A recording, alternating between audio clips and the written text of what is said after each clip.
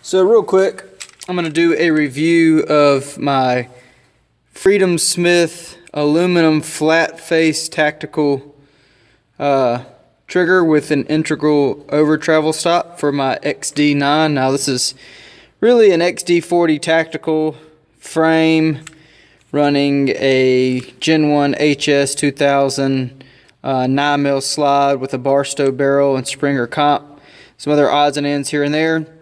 It's also running a Powder River Precision Ultimate Match Trigger Kit, Springer Precision Enhanced Grip Safety, and so on and so forth. Very happy with the trigger from Freedomsmith. It took a little bit of fitting, obviously, to get the over travel stop to break exactly where I wanted it. And it actually took a little fitting also on the engagement surface on the trigger safety where it meets the frame underneath, because it was dragging a little bit. But you expect to do those kind of things on a custom trigger shoe. So I'm going to show you, I've already cleared the weapon. I'm going to show you where the trigger breaks. It's pointed in a safe direction downrange. I'm the only person on the range. So I'll kind of show you where it breaks.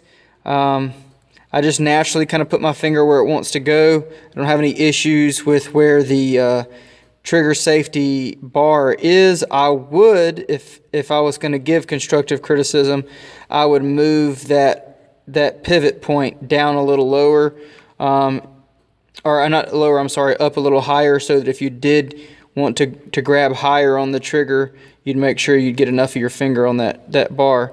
But I'll show you where it breaks. So squeeze, squeeze, squeeze, squeeze. It breaks there.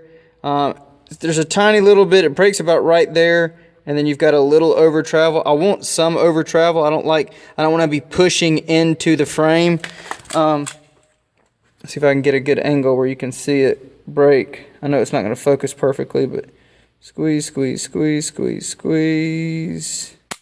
And it breaks, and then just the momentum of the break brings it past the break point and into the frame, which is good. You want a little bit of wiggle room there, and so it's falling right where it needs to.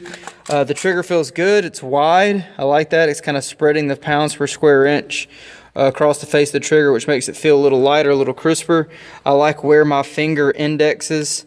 Coming straight down, it falls very naturally where that is, moving the trigger sort of rearward, where you're not reaching out here for the front of the trigger. I think it makes it easier to reset the trigger from this point, just for me, where my knuckle bends. If you kind of look where my finger falls on the trigger, it's very close to that point. So that's almost a 90-degree angle. Gives me a lot of dexterity there. So I think where this trigger falls within the trigger guard is perfect, at least for me. No issues with it whatsoever. Like I said, had to fit a couple of things, but that's to be expected with a trigger like this. I know he's making them in black. I requested mine to stay in the white, just because I think it looks cool like that. And he was kind enough to oblige. I'll set the camera up and shoot a few rounds through it, just so you can kind of see the gun operate with the trigger in there. Okay, first thing I'm going to do is just shoot about a 5-round group. This is an FBIQ target, so I'll just center those 5 rounds on top of the cue. Not exactly where I'd put rounds on target if this was real, but it gives me something small to aim at, just so you can kind of see how the trigger performs. There's not a lot of performance per se coming from a trigger shoe, other than just the angle in which your finger engages and all that kind of stuff. But, what would a gun video be without a gun going bang?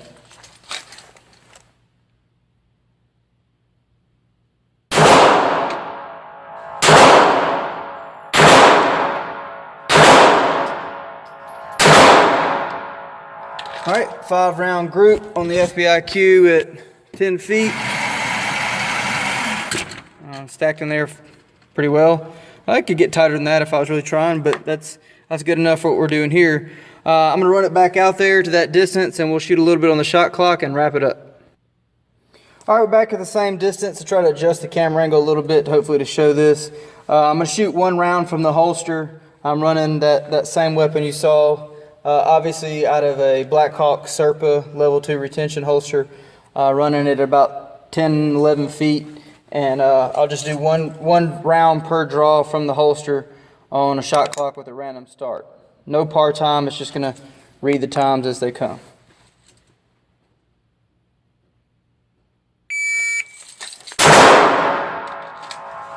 Okay, 1.2.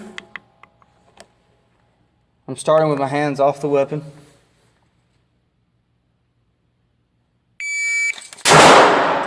Alright, better time, that's a .87, that's where I like to be, but flinched a little bit, dropped the round a little lower than I like. See if we can clean that up.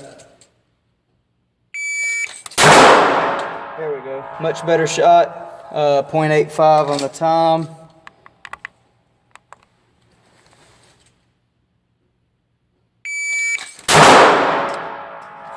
.85 again, getting pretty consistent with the times. Not as consistent with the shots as I'd like to be. That was a little low again. Alright, perfect shot, 102, high center mass. I don't know why, but I was shooting those timed shots at the cue instead of high center mass, and then that last one I actually indexed high center mass like I want. Happen to have 3 more rounds in front of me, so I'm going to go ahead and run these. Let me see if I can change the camera angle a little bit too, but I'll just shoot one-handed and see if I can shoot through the sights on my camera and just kind of, or I'll hold here, see if I can give you a better idea of the trigger or a better view of the trigger while I'm shooting. So I'll shoot one-handed and we'll just stack some rounds in the head. So I hope that the trigger is on camera. I feel like it probably is.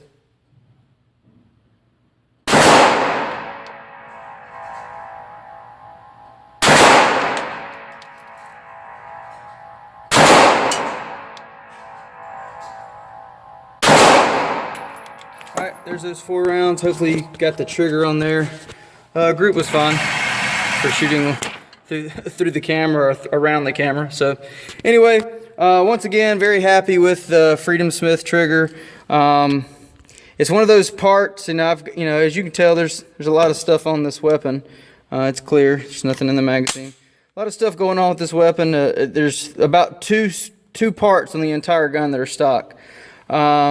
That being said, every once in a while I'll come across a part, I'm like, why doesn't every gun come with this? And you're starting to see the flat face aluminum triggers sort of getting pretty prolific these days, but the way this interfaces with my finger, it makes me wonder why they don't just come with them. So great part, really good to go, guys. So if you want to do something a little different, get a better tactile feel out of your trigger, I know these seem to work with the stock triggers as well as the Powder River Precision trigger kits, and I believe he's making them for both the XD and the XDm. So I highly recommend it. As a guy who's got probably 75,000 rounds out of an XD, it's probably my new favorite part. So I think that says a lot.